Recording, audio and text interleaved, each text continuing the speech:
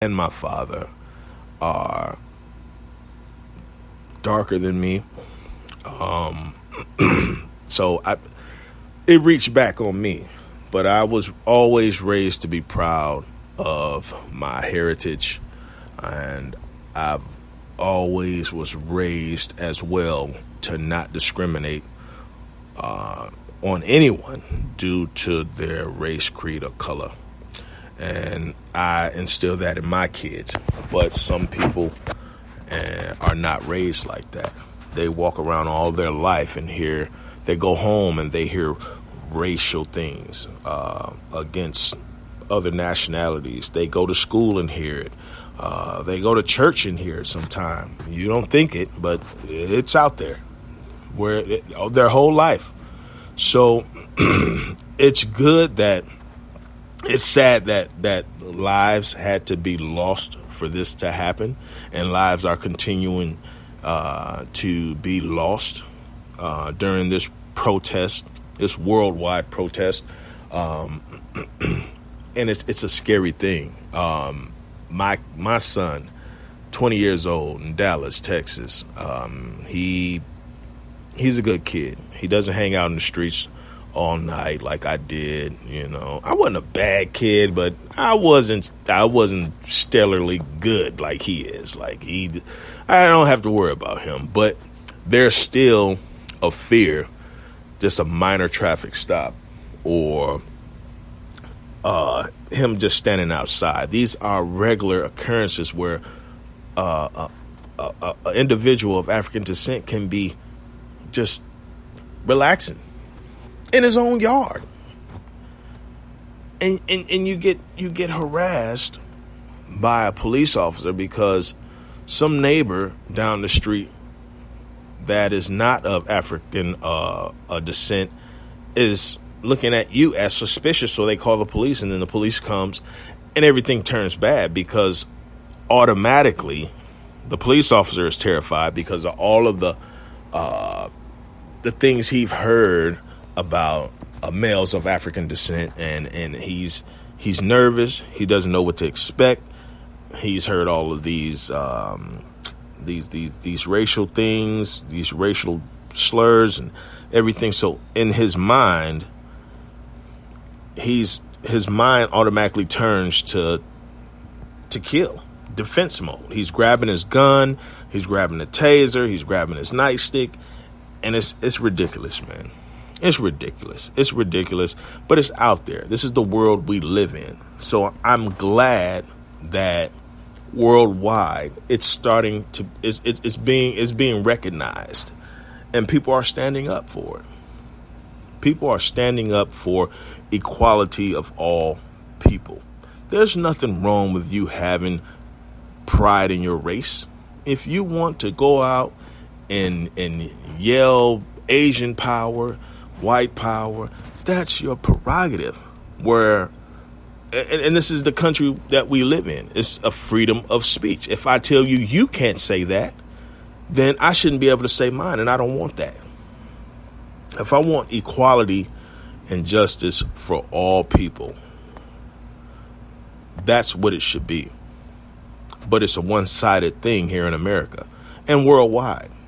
I'm not just going to focus on America. This is a worldwide disease. So I'm glad that these protests are going on. I'm glad that things are being forced down the throat of these people sitting in these offices that we elect and select that don't listen. They don't listen. They're not listening. They're not doing anything to combat it. And it is the country that we live in is already in turmoil with this COVID-19. The world is in turmoil with the COVID-19. But then to look on the TV when you've been locked up in your house, can't go anywhere, to constantly see these police officers killing black males of African descent is disgusting, and it needs to stop. So I'm glad this is going on. But I digress a little bit. I want to go ahead and get this video rolling And let's just see what this police officer has to say when he pulls this young male of African descent over in the UK. Let's take a look and let's see right quick here. 85 in a couple of seconds. Right, I've got to go to quite a serious incident. The reason I stopped you is when you came out of the barns, with no offence to you, but you're a black male, okay? I'm not going to lie to you. So it's racist to stop me. I'm not saying that at all. The reason I've stopped you, and I'll explain if you let me finish, all right? In this area, we have a number of drug dealers. I'm not saying you're a drug dealer. They come up from other areas that don't live anywhere around here. I live here. I know you might know that, but I don't because I've never met you before. Okay? So the reason I stopped you is because I haven't seen you before, and I've been a local officer for a long, long time here. So I've turned round, and then when we came out to Kings Avenue, your car had disappeared. All right. Now, this is coming from Vice News by Zheng, T-S-J-E-N-G. His first name is Z-I-N-G. Last name is T-S-J-E-N-G. June 10th, 2020, 8:39 a.m. this morning. Cambridgeshire, Constabulary, UK. This is where this happened. Now, if you listen to this officer, he straight up tells the guy that he pulls over, this black male of African descent, the reason I pulled you over is because you came from the barns and you're a black male. Implying that you're a black male, you shouldn't be over here. Now, the way he interacts with this individual male of African descent, if you look at the video, I'm going to put the link up. He's not really aggressive, and it's almost as if he knows that he's on some foolery. He knows it because he keeps saying, I'm not going to lie to you, after he tells him the reason I pulled you over. You're a black male. I'm not going to lie to you. Then he tells him, we got a lot of drug dealers around here. I'm not saying you're a drug dealer, but we got a lot of drug dealers that come around here. Now, when someone talks to you like that, they know in their mind that they're full of crap. They're full of crap. A lot of these police officers, I'm not sure in the UK, but I know here in the US, they can legally lie to you and tell you anything that they grab out of their backside, out of the sky. They could tell you anything to get you to slip up and say something that gives them probable cause to search a car, search you. So, I'm no way, by no means, a legal professional, but I do know one thing that I've been taught all of my life. When a police officer pull you over, especially if you haven't done anything wrong, just shut up. Just shut up. Because you know what? If they are wrong and you just shut up and keep your mouth shut, let them do what they're going to do. If they're going to take you to jail for some crap, let them take you to jail. But when you get to talking and getting aggressive and getting all bent out of shape, like you're just making it worse. You're making it worse. I'm not telling you to stand up for your rights. If you absolutely know your rights and you know that the laws verbatim, by all means, go for it. But if you don't, your best bet is use the Fifth Amendment right and shut the hell up. If they ask you for your license or something like that, and you know you haven't done anything wrong, and you ask them, officer, what have I done wrong? Why are you asking for my license? And they jump their face in your window, and they turning red, and they talk. Give them your license, man. Give it to them, and let them know. I have nothing else to say. Nothing else to say, but I'm giving you this license under duress. I'm afraid. I feel unsafe, and you're scaring me. So I'm being forced to give you my license. Here you go, sir.